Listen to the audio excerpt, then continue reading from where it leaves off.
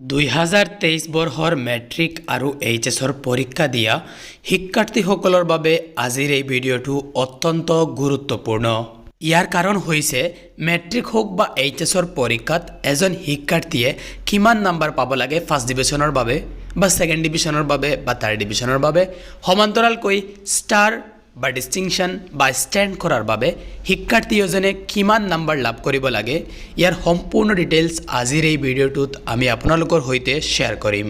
ইয়াৰ উপৰিও মেট্ৰিক বা এইচএছৰ পৰীক্ষাৰ ফলাফল শিক্ষাৰ্থীসকলে কেনেকৈ চেক কৰিব লাগে বা ফলাফল চেক কৰাৰ বাবে সেৱা আৰু শিক্ষা সংসদে কি ৱেবছাইট মুকলি কৰিছে, ইয়াৰ লগতে মেট্ৰিক বা এইচএছৰ পৰীক্ষাৰ ফলাফল কোন তাৰিখত ঘোষণা কৰিব পাৰে সেৱা আৰু শিক্ষা সংসদে, এই সকলো বিষয়ৰ ওপৰত কথা পাতিম।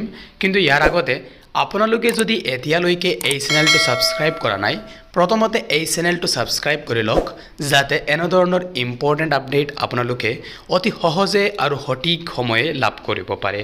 প্ৰথমতে এটা কথা ক্লিয়াৰ কৰি দিব বিচাৰিছোঁ যে মেট্ৰিক আৰু এইচএছৰ ফলাফলত বহু ব্যৱধান আছে, কিয়নো মেট্ৰিকৰ ফলাফল মুঠ 6টা বিষয়ৰ ওপৰত ঘোষণা কৰা হয়, অৰ্থাৎ 600 মাৰ্কৰ ওপৰত ঘোষণা কৰা হয় মেট্ৰিকৰ ফলাফল।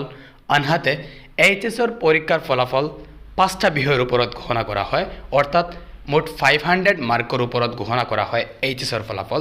তো আপোনালোকে ক্লিয়াৰলি ইয়াত লক্ষ্য কৰিব যে কোনে কিমান নম্বৰ পালে কোন ডিভিজন পায়।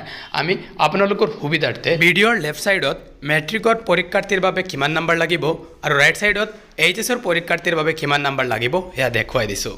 মেট্ৰিকত 180ৰ পৰা 269 মাৰ্কছলৈকে তাৰ ডিভিজন, আনহাতে এইচএছৰ ক্ষেত্ৰত 150ৰ পৰা 224 মাৰ্কছলৈকে তাৰ ডিভিজন।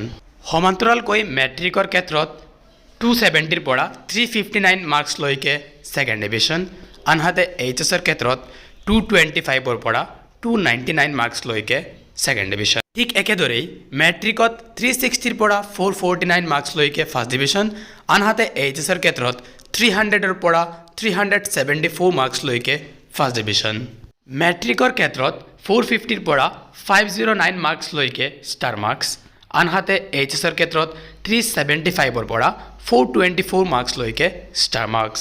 মেট্ৰিকত 510 বা তাতকৈ বেছি নম্বৰ পালে ডিষ্টিংশ্যন, আনহাতে এইচএছৰ পৰীক্ষাৰ্থীয়ে ডিষ্টিংশ্যনৰ বাবে পাব লাগিব 425 বা তাতকৈ বেছি নম্বৰ।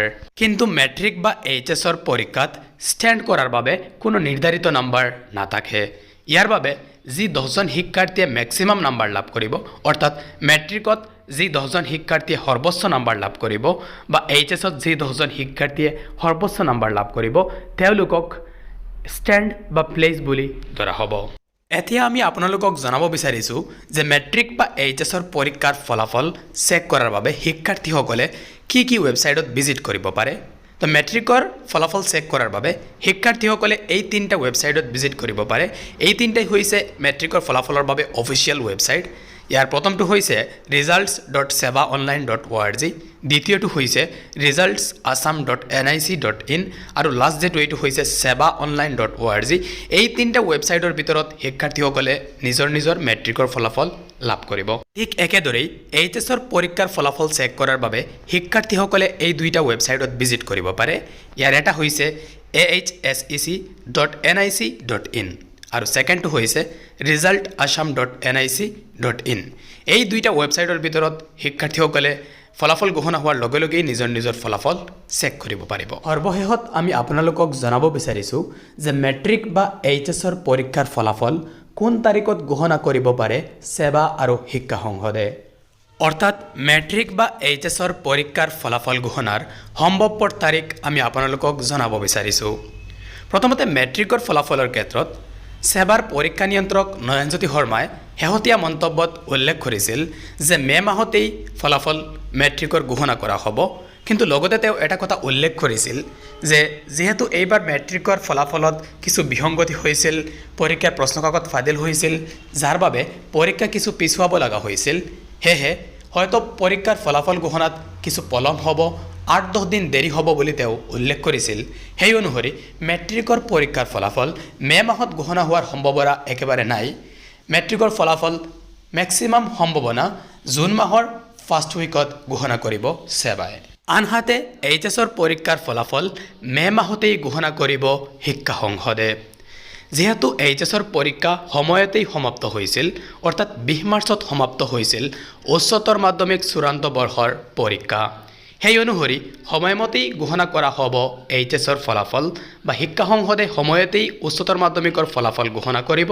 আৰু জেনেৰেলি শিক্ষা সংসদে এইচএছৰ ফলাফল মে মাহৰ মধ্যভাগতেই ঘোষণা কৰে। সেই অনুসৰি এইবাৰো এইচএছৰ পৰীক্ষাৰ ফলাফল শিক্ষা সংসদে মে মাহৰ মধ্যভাগতেই ঘোষণা কৰিব পাৰে।